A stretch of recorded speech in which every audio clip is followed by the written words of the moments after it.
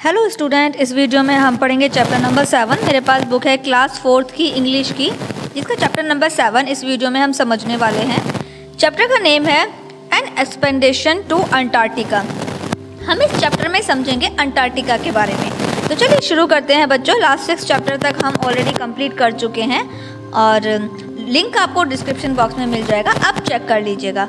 तो ये अंटार्कटिका के लिए एक अभियान है जिसमें डॉक्टर कमल विल्कू के बारे में बताया गया है। तो चलिए शुरू करते हैं। यहाँ पर जो बात हो रही है वो डॉक्टर कमल विल्कू की बात हो रही है। मैं हमेशा से अंटार्कटिका से आकर्षित रही हूँ। मैंने इस महाद्वीप पर कई वृत्तचित्र देखे हैं और मेडागास्कर नेशनल जियोग्राफिक और डिस्कवरी चैनल और हमेशा से वहाँ जाने का सपना देखा था। तो ये बात कर रही हैं अपने बारे में डॉक्टर कमल विल्कू कि वो अटलांटिका में जाना चाहती हैं और वो जो है वो ऐसे ऐसे चित्र देखती हैं, डिस्कवरी देखती हैं, जहाँ पर वो सपने देखती हैं अंटार्कटिका में जाने के लिए। चलिए आगे बढ़ते हैं बच्चों। मुझे क्या पता था कि मेरा यह सपना एक दिन हकीकत में बदल जाएगा। डॉक्टर कमल विल्कू उन सभी से यही कहती हैं जो उनसे पूछते हैं कि उन्हें अंटार्कटिका के 22वें भारतीय अभियान में जगह कैसे मिली। उस महाद्वीप के यात्रा करने वाली पहली भारतीय महिला डॉक्टर विल्कू ने दिसंबर 1999 से मार्च 2001 तक लगभग 16 महीने यहाँ बिताए। यानी अंटार्कटिका में डॉक्टर विल्कू ने 16 महीने बिताए। दक्षिणी ध्रुव के चारों ओर का महाद्वीप है अंटार्कटिका। इसका क्षेत्रफल 15 मिलियन वर्ग किलोमीटर है, जो लगभग अमेरिका और मैक्सिको के कुल क्षेत्रफल के बराबर है। यानी ये इतना बड़ा है कि अगर क्षेत्रफल की दृष्टि से अगर देखा जाए तो अमेरिका और मैक्सिको की जितनी भी जगह है उसके बराबर है। दक्षिणी ध्रुव पर औसत तापमान -15 डिग्री सेल्सियस के साथ यह सबसे ठंडा महाद्वीप है। यानी कि वहाँ पर कितना तापमान रहता है, उसका जो तापमान है वो -50 डिग्री सेल्सियस है। इतना ज़्यादा ठंडा है। यहाँ इतनी ठंड होती है कि ज़मीन पर हमेशा बर्फ़ की एक मोटी चादर बिछी रहती है। तटवर्ती और अंतर्देशीय पर्वत श्रृंखलाएं हमेशा बर्फ़ से ढकी रहती हैं। वास्तव में अंटार्कटिका में दुनिया की 90% बर्फ़ और हिम मौजूद है। यानी वो इतना बर्फीला क्षेत्र है, बहुत ज़्यादा बर्फीला क्षेत्र है। हालांकि इस कठोर दुर्गम भूभाग में मनुष्य की साहसिक भावना को रोका नहीं जा सका। भारत सहित 28 देशों ने, जिनमें से अधिकांश वैज्ञानिक प्रयोगों के उद्देश्य से है 44 वर्ष भर चलने वाले स्टेशन और 30 ग्रीष्मकालीन स्टेशन स्थापित किए हैं। यानी यहाँ पर 44 वर्ष भर चलने वाले स्टेशन जो सालों साल चलते हैं और 30 ग्रीष्मकालीन जो सिर्फ गर्मियों में चलते हैं, तो यहाँ पर ये स्थापित हैं।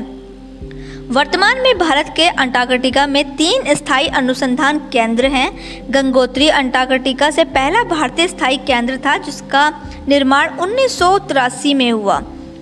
1979 में इसकी खुदाई की गई और तब से इस आपूर्ति केंद्र के रूप में इस्तेमाल किया जाता है।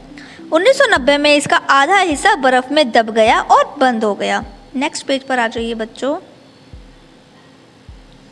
अब बात करेंगे सेकंड के बारे में। दूसरा स्थायी समझौता मैत्री 1979 में सिर मारकर ओएसिस पर स्थापित किया गया और भूविज्ञान, भूगोल और चिकित्सा में प्रयोग कर रहा है। भारतीय अंटार्कटिका में तीसरा नवीनतम और 2 सक्रिय अनुसंधान केंद्रों में से एक है। इसका अनुसंधान भारतीय उपमहाद्वीप के 12 करोड़ वर्ष पुराने प्राचीन इतिहास को उजागर करने के लिए महाद्वीपीय विखंडन के साक्ष्य एकत्र करने पर केंद्रित है। मैत्री 16 महीने तक यहाँ कमल विल्कू के घर रही। यह सब 1999 की शुरुआत में शुरू हुआ, जब उन्होंने महासागर विकास विभाग, जो बर्फीले महाद्वीप पर भारतीय अभियानों का संचालन करता है, के एक विज्ञापन पर टीम के डॉक्टर के पद के लिए आवेदन किया। डॉक्टर विल्कू का चयन हुआ। यानी अब यहाँ पर बताया जा रहा है किस तरीके से जो डॉक्टर विल्कू थी वो अंटार्कटिका में गई थी। तो वहाँ पर अभी यहाँ पर सिलेक्शन चल रहा है, चयन चल रहा है कि किस किस को जाना है।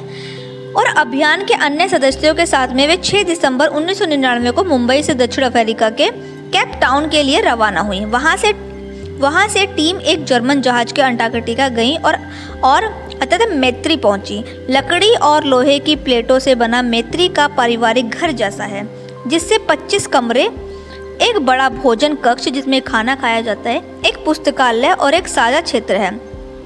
एक शक्तिशाली जनरेटर से चलने वाले हीटर गर्मी प्रदान करते हैं। पास की प्रियदर्शनी झील से पानी पंप किया जाता है, जिसका नाम इंदिरा गांधी के नाम पर रखा गया है। डॉक्टर विल्कू कहते हैं, टीम के सदस्य एक बड़े परिवार की तरह है। हर सदस्य को काम के योगदान देना होता है। इसमें बर्फ हटाना और कचरा निपटान शामिल है। मैं रविवार को पूरी टीम के लिए खाना बनाती थी, क्योंकि उस दिन हमारे रसोई की छुट्टी होती थी। टीम के सदस्य संबंधी पहलुओं को देखभाल के अलावा डॉक्टर विल्कू ने कुछ आपातकालीन मामलों का भी ध्यान रखा। इनमें से एक तेल टैंकर से गिरने के कारण रीढ़ की हड्डी में चोट, गंभीर रूप से जलने का घाव और धातु के दरवाजे से कुचला हुआ हाथ शामिल है। एक जर्मन जहाज की छत पर खड़े होकर तस्वीरें लेते समय वह खुद मौत के मुंह में जाते जाते बची थी। एक बर्फीला तूफान शुरू हो गया और अगर रेडियो अधिकारी ने उन्हें एक कमरे के अंदर नहीं खींचा होता तो वह उन्हें बाहर ले जाता। तो इस तरीके से उन्होंने अपनी जान को भी कई बार उनकी जान जो है जोखिम में आई है, लेकिन वहाँ पर वो बच गई हैं, वो मरते मरते बची हैं। डॉक्टर कहती हैं कि अंटार्कटिका में उनके प्रवास का सबसे यादगार हिस्सा अरोरा ऑस्ट्रेलियस देखना था। यह आकाश में विभिन्न रंगों और आकृतियों की नाचती रोशनियों का प्रदर्शन होता है। उन्हें बर्फ के लगातार बदलते रूप और पेंगुइन, स्क्वा और टर्न भी याद हैं। नेक्स्ट पेज पर बच्चों, दो प्रवासी पक्षी जिनका जाना सर्दियों का संकेत होता है और वापस आना गर्मियों का, यानी कि वहाँ पर दो ऐसे पक्षी हैं, जब वो चले जाते हैं तो इसका मतलब कि सर्दियाँ आने वाली हैं, और जब वो वापस आ जाते हैं तो इसका मतलब गर्मी आने वाली है, से पता चलता है। फिर उन्हें वो अंधेरी सर्दियाँ याद आती हैं जब 3-4 महीने तक धूप नहीं होती थी। गर्मियों में यह बताती हैं कि इसके विपरीत दिन का उजाला 24 घंटे रहता था। हालांकि डॉक्टर विल्कू 24 सदस्य वाली टीम में अकेली महिला थी, फिर भी उन्हें एक पल के लिए परायापन महसूस नहीं हुआ। उन्हें महिलाओं की संगति की कमी जरूर खलती थी, लेकिन इसने उन्हें अपने कर्तव्यों का पालन करने से नहीं रोका। अपने अभियान के बाद डॉक्टर विल्कू दिल्ली स्थित केंद्रीय सरकार स्वास्थ्य योजना डिस्पेंसरी में एक डॉक्टर के रूप में अपनी ज़िंदगी में वापस लौट आई थी, लेकिन अब वह एक मिशन वाली डॉक्टर हैं। अब उनका मिशन एक पूरी तरह से महिला टीम का नेतृत्व करते हुए बर्फीले महाद्वीप तक पहुंचना है। तो बच्चों, यहाँ पर हो गया ये चैप्टर कंप्लीट। डॉक्टर विल्कू के बारे में हमने काफ़ी कुछ जाना कि किस तरीके से उन्होंने यात्रा की अटलांटिका की। तो बहुत अच्छी स्टोरी थी डॉक्टर विल्कू की। इसके बाद यहाँ पर शब्द अर्थ और उसके बाद है कुछ बुक वर्क मैंने फिल कर दिया, फिल कर लीजिए। नेक्स्ट पेज पर आ जाइए।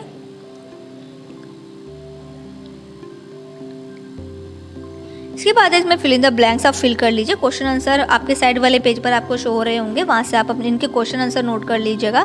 बुक वर्क मैंने पूरा की पूरा फिल कर दिया, फिल कर लीजिए और नेक्स्ट पेज पर आ जाइए। नेक्स्ट पेज पर यहाँ पर पूरी ग्रामर दी हुई है। ग्रामर भी मैंने यहाँ पर फिल कर दिया है। सर्कल बनाने रिफ्लेक्सिव नाउन पे मैंने सर्कल ड्रॉ कर दिए हैं। Fill in the blanks fill करने हैं, मैंने फिल कर दिया है, आप भी फिल कर लीजिएगा। इसी के साथ में हमारा चैप्टर कंप्लीट हो गया है। आने वाली नेक्स्ट वीडियो में नेक्स्ट चैप्टर को पढ़ेंगे। Watch more videos, like, share and subscribe.